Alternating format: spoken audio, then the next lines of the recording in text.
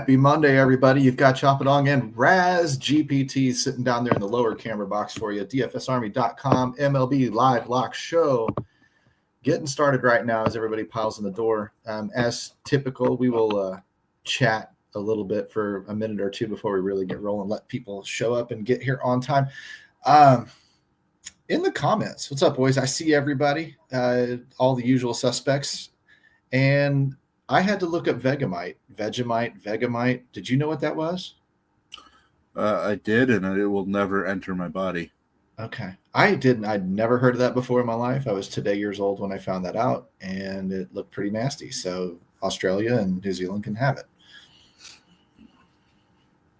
So absolutely, Dixon. Thanks for telling everybody to do that. Also, tell them to subscribe to the channel, and while they're in there, and then maybe even subscribe to our VIP program, MLB Live, for 10% off any membership they choose. That would be a pretty cool thing for you to tell them to do, because I'm not Pimp Daddy. I'm not going to do that. I'll let you do it. How was your weekend, Razzle? Positive things, DFS wise, good, bad, ugly.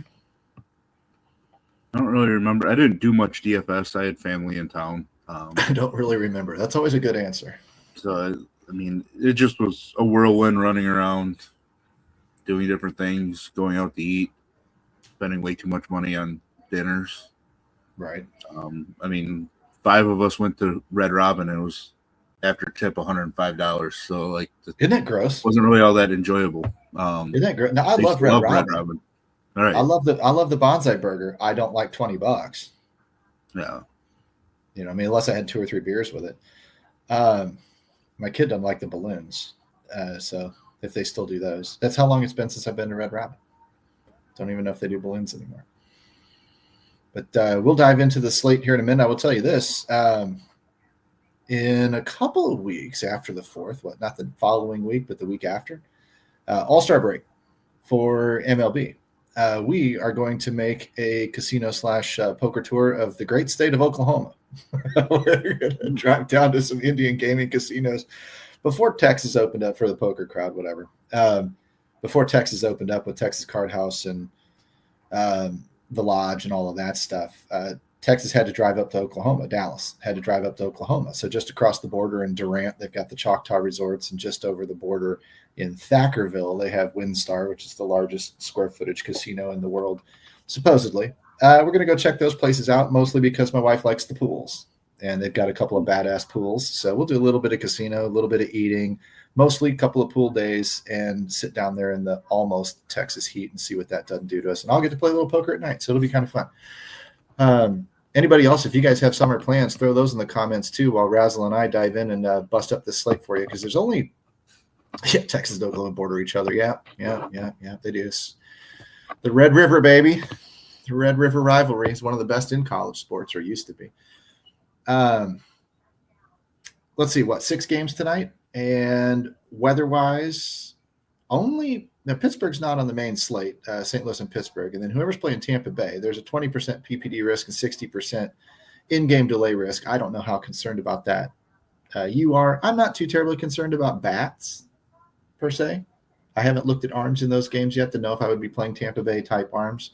We'll get to that in a little bit, but are you concerned with the weather at all?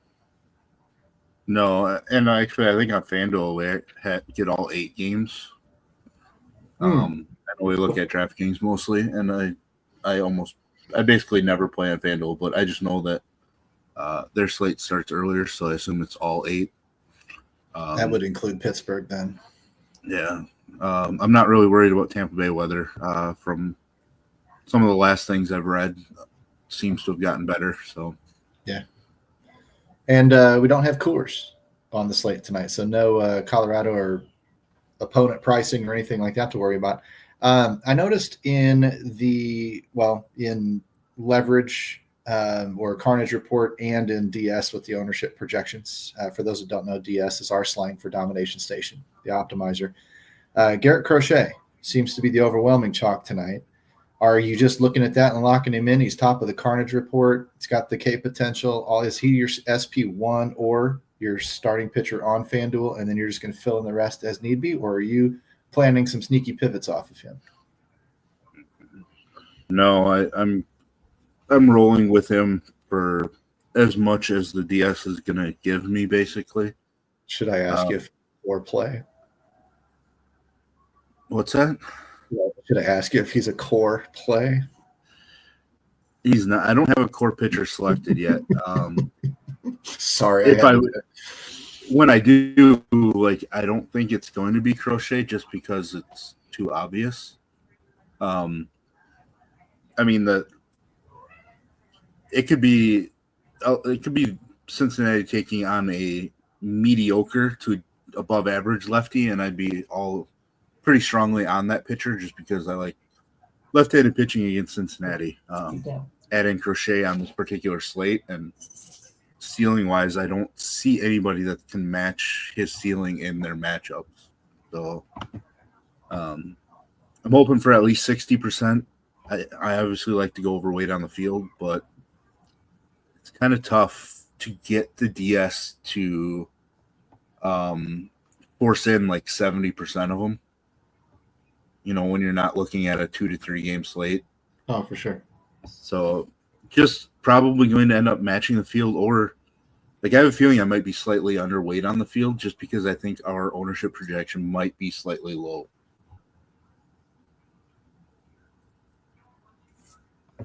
Is there anybody else that you see as your SP2, other targets that you would jump on? Somebody you're really, really high on, or is it just kind of an even distribution from there? There are 3 guys outside of Crochet that I would kind of slide into my tier 2 of pitching. And then the rest of the guys are just sprinkle in. Drew Rasmussen, just because like the A's can struggle. He's actually been really good in that ballpark, while some other pitchers have really struggled in that ballpark in Tampa Bay. But the 2 guys that I'm trying to go the heaviest on as far as compared to the field, as far overweight wise, is going to be Chase Burns on the other side of the Garrett Crochet game, and then Jacob Lopez for the A's. Okay. Jacob Lopez checks my left-handed pitcher versus Tampa Bay box, which the first month and a half of the season was just an automatic W for us, pretty much.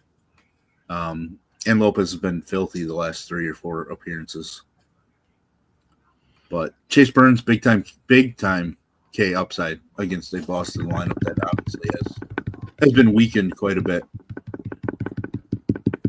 So that is interesting to me, taking both sides of the Crochet game and then both sides of the Rasmussen game as well with Lopez. So in your mind, would those 2 games, most notably the Athletics and Tampa game, be set to play to their unders?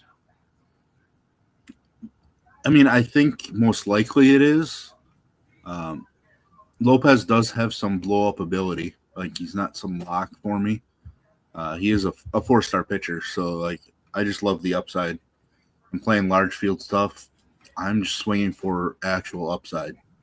And Lopez, to me, has the upside to be the second highest scoring pitcher on the slate. I just don't think Rodon has enough upside against Toronto because of their lack of strikeouts overall. So Lopez could conceivably slot into the second highest scoring slot on the slate behind Crochet. I don't know if Rasmussen has the same type of ceiling, but he's probably a little more safer option than Lopez is. Yeah, he's got the only purple ISO against on that Carnage report. So whatever numbers those are pulling from are suggesting he doesn't give a lot of pop-up against anyway. He's not giving up a lot of extra base hits and whatnot, I guess. Yeah, he's such an extreme ground ball guy. Right. Surprisingly not giving up home runs even in that ballpark. But obviously if things are flat for him, the A's hit a ton of home runs. For sure. Which makes it a very, very GPP environment. I mean, it can go one way or the other. You're leaning probably. It's just when you're taking both of the pitchers out of both sides of 2 games, it sounds to me like you're kind of leaning on the fact that these games maybe shouldn't explode, not automatically. If they do, it would go a little bit unexpected by you in terms of, not that anything's unexpected, but you know what I'm going. You know where I'm getting at. Right. Dixon asks if Walker or Kirby have any K upside. I haven't studied Waka for a long time myself. He's another one of those types of contact ground ball pitchers, or at least used to be. He had a great changeup, may still have one. Have his K numbers come up as he's aged, or is he still kind of that guy? He gets a little K boost in this, but his K numbers have been pretty bad, especially on the road. I know that's one thing I think I pointed out in my video this morning. Looking at his road splits, if I can get things to actually load on my computer, he just hasn't picked up strikeouts. I know Seattle has a few more strikeouts in their lineup, but still, I just don't think that he has enough of a ceiling for me. He has 26 strikeouts in 40 2/3 road innings this season. Vastly different than his strikeout rate at home. So, and Kirby just hasn't looked great. One strong start where he absolutely dominated the Angels with 14 strikeouts, who the Angels obviously strike out a ton. But aside from that, he's been pretty bad. And Kansas City doesn't strike out that much either. Right. Like second fewest in baseball, I believe. Typically, as a team, they don't. That's been a hitting philosophy of theirs for a long time. Early in the season, they were, which is weird. We could target them pretty well, but now we've gone back a little bit more towards maybe regression towards the mean or something, to where they're a little bit flatter in terms of targeting for strikeouts. They just, I don't know, hitting philosophy wise, I would imagine contact first. Trying to do so anyway. Let's pivot over to stacks, because again, if those games are going to play towards the under, the things that I saw earlier today when I get back here to sharing the right tab for everybody, when I rank by implied run total, I mean, that's the place I would always just kind of start. It's a very basic way to start, as everybody knows. You got 3 teams over a 5.0. That's Boston, Tampa, New York Yankees. And then you've got a team that's really, really close in San Francisco, and then one over a 4.5 in Seattle. Those top 5 teams. Everything else drops off to the low 4s or below a 4. Beyond that, again, not that baseball doesn't randomize and, a 3.3 scores 10 runs. I mean, it does happen. But when we're looking at that, those IRT numbers correlating with who might be popular, who might be, more owned than others, those top 4 teams on the leverage chart do show up pink, and so does Baltimore just below Seattle. Seattle is, lower owned with a decent implied run total. So I'm curious as to, Boston and Tampa Bay we kind of talked about with the pitching matchups and whatever else. Yankees are obviously hard to get because they're pretty expensive. Would Seattle actually be one of your favorite spots to look first, or do you have other teams in tier 1? I'm going to just go ahead and say I won't be surprised if they're a tier 1 team of yours tonight in terms of stacks. Seattle is my number 1 overall team tonight. It's as if I'm learning, everybody. It's almost as if I pay attention to this damn thing. So they are your number 1 overall team tonight, huh? They are. Now you're going to have different reasons. 2 teams in tier 1, but yeah, they were the first team I put down on my sheet. So I guess technically they are my number 1 overall. I laid out my reasons. Why don't you lay out yours? Because we think differently, and you're probably going to cite different reasons than me in terms of, the whole ownership IRT fiasco. What do you like most about them? What made them stand out to you? I mean, IRT comes into play a little bit. I didn't really look at their ownership. I didn't look at any of the leverage sheet before I made my tiers. But it's the power in their lineup. The fact that their starting lineup's got plenty of home runs in Seattle. They started out the season hitting a ton of home runs in Seattle, which is something that normally doesn't happen because of that ballpark. It's been happening this season. Their overall team ISO at home is 150, and I think it's a little skewed, obviously, but still. I like the chance that they have to put the ball in play against Waka. I mentioned his low road strikeout numbers. So you tell me a team's going to put the ball in play a lot more. I have to like them for the opportunity and the upside. Unfortunately, my other tier 1 team is super chalky. Okay, guys, that's a cue to the commenters. You guys guess. Take your shots at the other tier 1 team. I got the hard one out of the way for you, I think, unless everybody else was on it mentally too. So super chalky. Oh boy. And depends on whether or not y'all think that he's trusting the Yankees again. But maybe not. I would expect somebody's going to get it. Dixon says Orioles. Did he get it? It is not Baltimore. So that means Baltimore likely tier 2? Or not even? Baltimore did make tier 2. Okay, so tier 2 for Baltimore. Try and file that away in the old in between the ears with the monkeys juggling knives. Who's got other guesses? Come on, y'all. There's 90 of us watching this show right now. Somebody's got some guesses. I know it. Got to stack the Yankees game, Dixon said. I don't think that was his pick necessarily, but he said the Jays too. I don't know if those are his picks. Diamondbacks, Dixon's saying Diamondbacks. That's number 2 guess out of Dixon. No. No. Diamondbacks are tier 3. I don't like that. They also don't have Josh Naylor tonight. So you said tier 2? Tier 3, actually. Tier 3. Now, do what the F went with Tampa Bay. Is that going to be your team? Tampa Bay is not. They are a tier 3 team because I am riding the Jacob Lopez train. Okay. Left-handed pitchers versus Tampa. Rangers are not going to be chalky. Ed throws out Boston. They might be chalky. How's Boston looking? Boston is way at the bottom. I am riding Chase Burns. Okay. So by the looks of things, I'm going to be very underweight on Boston.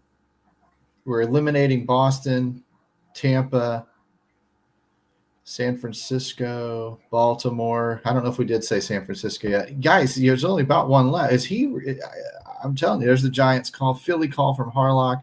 Harlock's been pretty good. He looks like Sang Kim says San Francisco. I've got another Giants in Joe. Let's go Giants. Giants are a tier 2 team. Damn. Tough offense to really trust, to be honest. They don't put up runs. And to respond to a lot of people in chat, if Philly was on the DK main slate, they would be a tier 1. So for FanDuel, against Waldron, but on FanDuel, they definitely would be a tier 1 team. Okay. But DK wise, they're not in my rankings because of that. All right. Well, there's only one chalky team left, and I'm going to go with Edward's guess of poop. He said poop. Yeah, I just don't understand how nobody said the chalkiest team on the list. You got to fade the poop. We got to go with the Yankees. Yeah. It's Scherzer just. I think we just know your disdain for the Yankees when their cold spell hit, and people were just saying, "Well, surely he's not going to go back to that." Scherzer just isn't Scherzer, right? Yeah. It's old Father Time, man. So anytime I can get the Yankees where people are mad, they're still going to be popular, but probably not as highly owned as they should be according to our leverage rankings. Against Scherzer, who has just struggled enough. And I know we like them in Yankee Stadium, but the fact we get them as a visitor, I get that extra at bat locked in. Yeah. Especially with that offense, because they win plenty at home, so we lose an at bat that way. Mm-hmm. Now, obviously, you say that means they scored some runs, and definitely. But they can score some runs here and still get that extra at bat, which I'm all for home run hunting in this spot. If we get really lucky, they go up against a position pitcher and really put some thump on it. Which could be possible because Toronto scratched Bichette too, so now their lineup's weaker. But I mean, yeah, just a chalk that I couldn't ignore today, just because I think a lot of other teams have a lot of warts. I mean, Well, I already mentioned San Francisco. Their offense just doesn't score a ton of runs overall, and they're the second highest owned team right now. Give me the Yankees all day. And their average salary on DK is $300 more per player. That's isn't that wild? Yeah.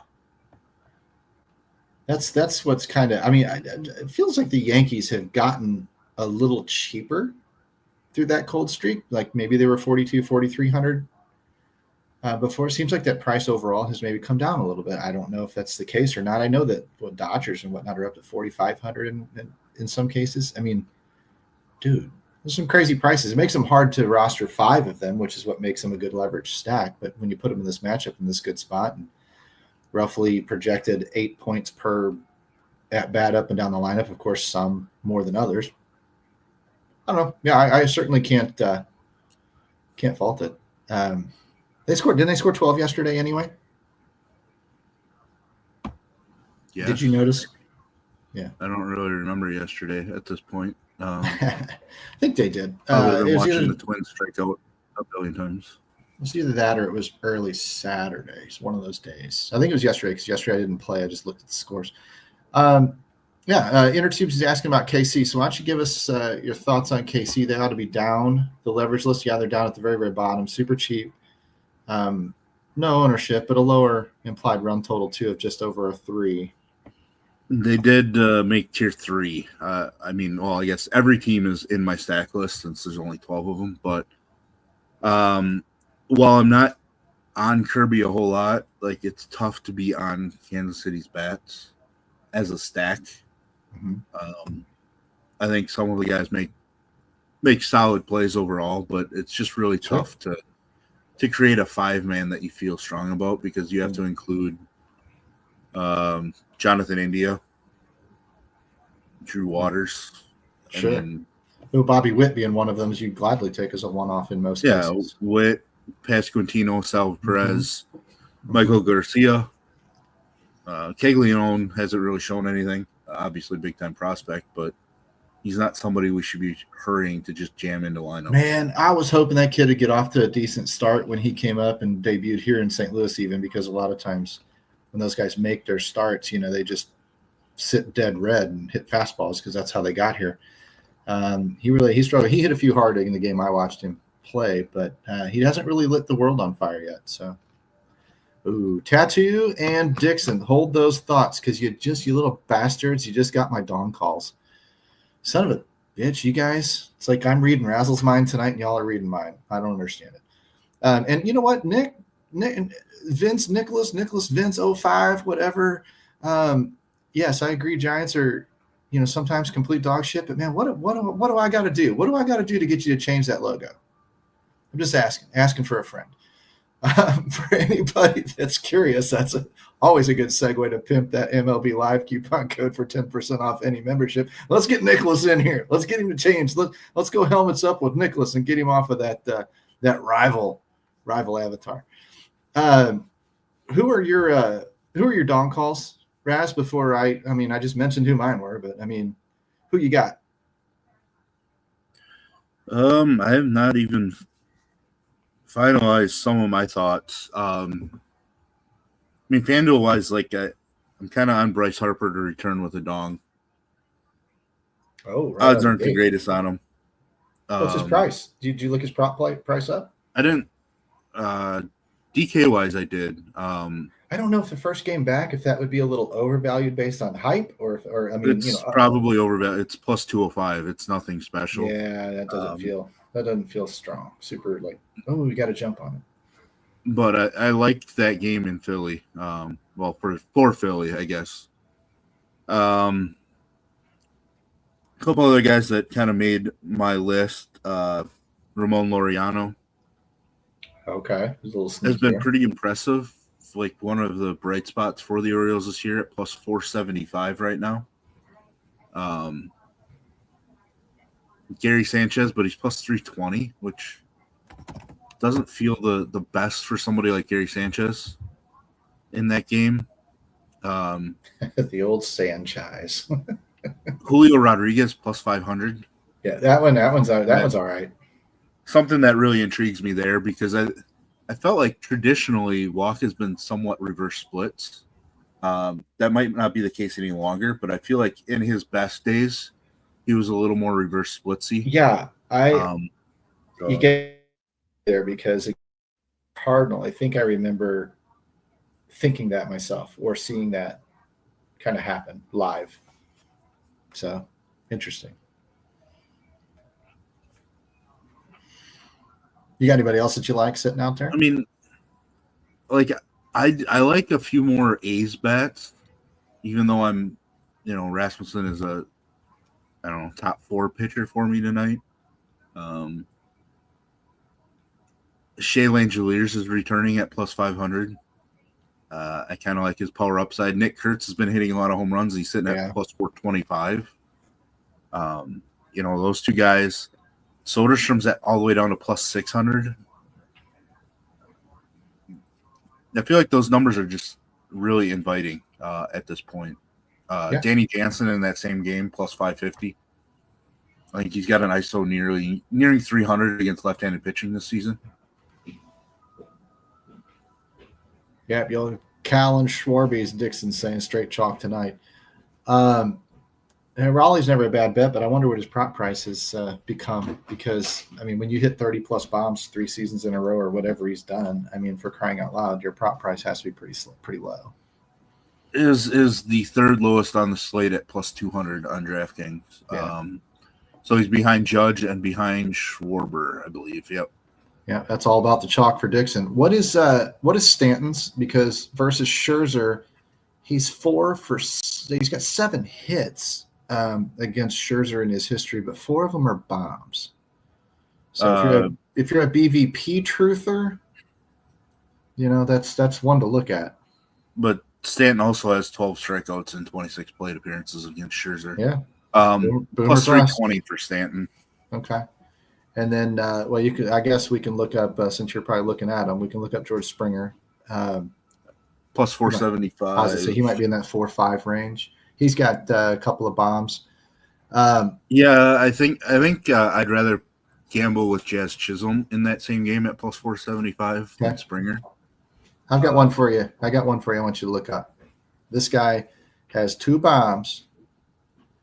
He's 11 for 30. I don't want to bet on Jason Hayward. There it is. I don't want to bet on him either, but what the hell's that home run price got to be? If you're giving me plus 800. He might still be on the IL.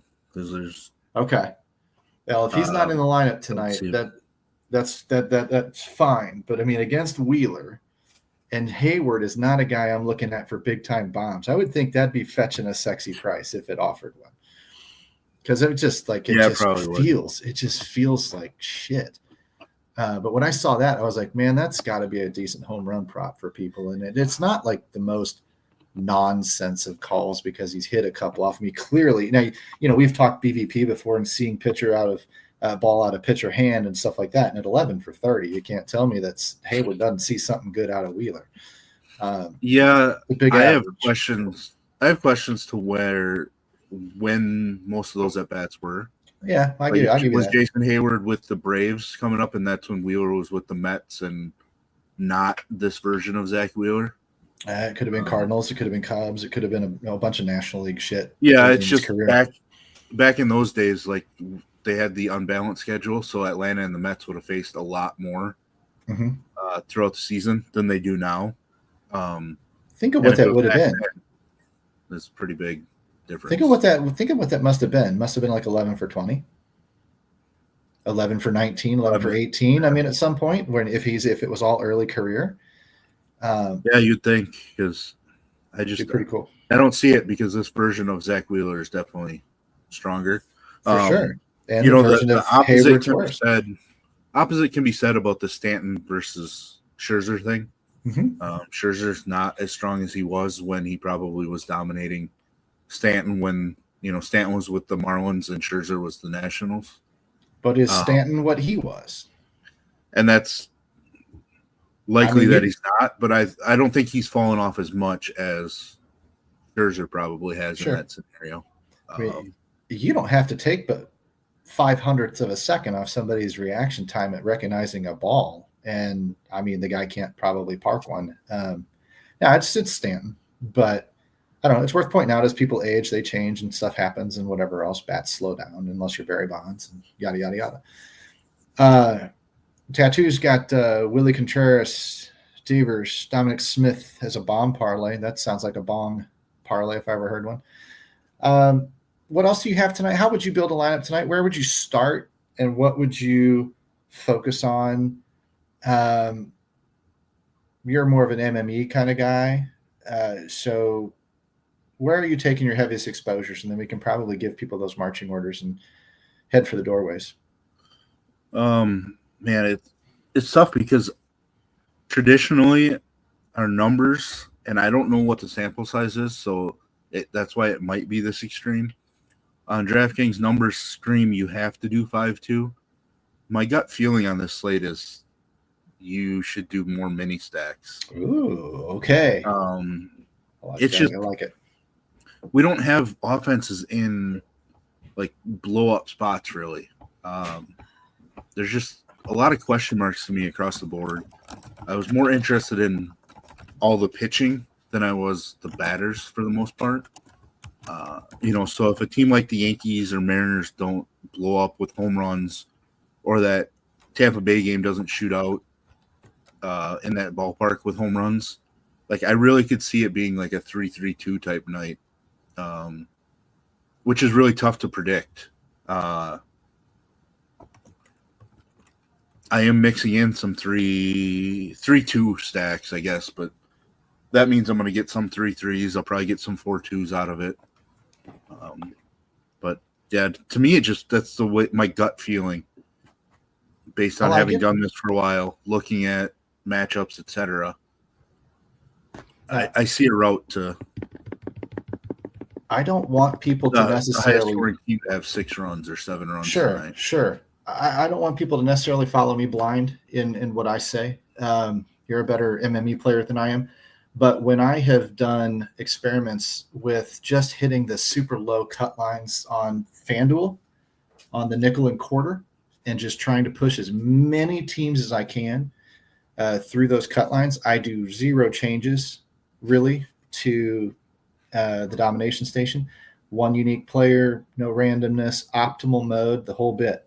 And I just stack 3x3 or 3x2, the lowest number amount of stacking that I can do, and I just let it eat. And on nights like this, when there is balanced scoring and it's a smaller slate, there's been so many nights I've pushed 92 out of 100, 145 out of 150 lineups through those cut lines. That's when you'll hear me preaching about treating MME on FanDuel anyway, like cash games, and that the gap, the disparity is just crazy. And it's not the optimal strategy to win those damn things, but some nights it sets up for it. This might be that night. If you're seeing it go more balanced, that might be a real easy one for somebody to put $7.50 on the line and double it up to $15, maybe even $20 out of it by pushing a bunch of those through if you get the right couple of mini stacks, because it'll take 2 of this team, 3 of this team, and then it'll start spreading around in other places.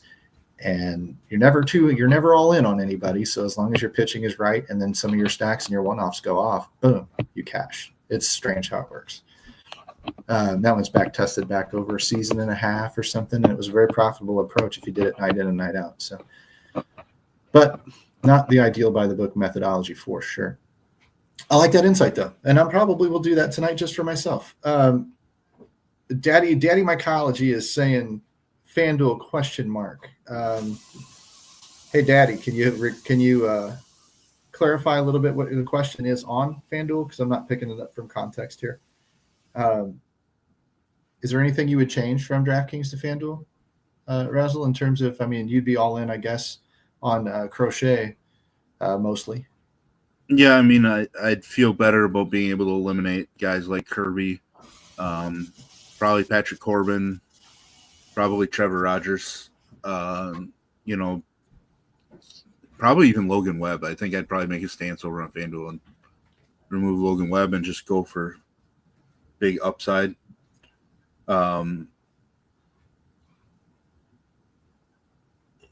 Like the next question, the Boston pitcher GPP, or can we fade him? I'm playing a lot of Garrett Crochet. Mm-hmm. You obviously can fade anybody. I just play for pure upside. I'm not in the world of trying to predict when a team like the Reds, who struggle more against left-handed pitching, are going to suddenly wake up and Garrett Crochet is just going to struggle. Because it could easily be something similar to the way Tariq Skubal was last night against the Twins and just striking out everybody early and often. Mm-hmm. So, I mean, I will have some red stacks because just 12 teams. But if we were talking about a 10-gamer, I would not be fully stacking the Reds. So Right. Totally understandable. Daddy said someone said 3,000 on FanDuel. He's just asking for clarity. I did not pick up on that. Was it Bryce Harper or Harlock said 3,000 on FanDuel, or was it Gary Sanchez? It was during the dawn calls. Okay. I don't remember who, but so $3,000. I mean, any of the guys in my dawn calls are guys that I'm ultimately trying to get higher than the field on.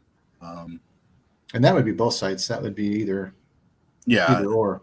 Very little changes site to site for me other than my pitcher pool. Right. I'm with you. So definitely with you. Yeah. I also just don't like FanDuel at all. So yeah, I mean, that pretty much does it. One thing I want to say, new personal high, I saw that number go over 150 in terms of people watching. So thanks as always, guys. We're starting to inch our way up there. It's awesome. But while we've got everybody piled in here, I want to apologize for the show Friday being canceled. That's solely on me. I was going to pick up my autistic kid at work, and we had ask Joey Tornado what a microburst is. He can tell you. We had a storm that randomly hit, knocked out internet, knocked out power a mile or two east of me. Tree hit the roof of my son's work. Being autistic, when the sirens went off inside work and the fire truck came, everybody panicked. They were told to evacuate to the building next door, and my son went running through the parking lot. So it was a little bit panic. And then trying to get back home, there was no way to get back home. All the roads were closed. There were wires down. Everything was on smoke and on fire, and limbs were down on houses. It was a very small square mileage area, but I just could not get back home in time to do the show, and that's why we had to cancel it last second. So I just want everybody to know, full disclosure, what's going on, because we don't tend to do that very often. We tend to be very predictable and very reliable around here. So yeah, he's cool. Everything's fine. He was fine even when we picked him up. It wasn't that big of a deal. Most of the problem was after that was getting home. So hopefully everything's all right with everybody else's families and whatever. And going forward, we'll maybe I'm trying to work on him. Maybe we'll see Razzle in here a little bit more often. So if that's the case, you guys keep looking up the show, subscribe to YouTube, DFS Army style. Use that coupon code MLB Live for 10% off. And Razzle, if you've got any other final words about maybe tell people that will you maybe tell people that you'll be here a little bit more often? Will you go that far? There is a chance that I will be here more than once per week. So you're saying there's a chance. Good stuff. Thanks again for tuning in, everybody. We'll see you tomorrow. I think I've got tattoos in the comments section. I think it's tattoo the rest of the week. So I think I've got him Tuesday, Wednesday, and Friday. And All-Star Weekend's coming up, guys. This is also a good time to start thinking about best balls, NFL, and all that good stuff. And keep following the DFS Army YouTube for Geeks Draftapalooza, and then of course the Brews and Best Ball or whatever Fling is doing. So good stuff, guys, and we'll talk to you tomorrow. Razzle, thanks, dude. I'll talk at you throughout the next couple of days as well, and we'll see where everything lands. Good luck tonight. You got it. You too. All right, and there's my boy telling us good luck. So helmets up, everybody. We'll see you on the other side.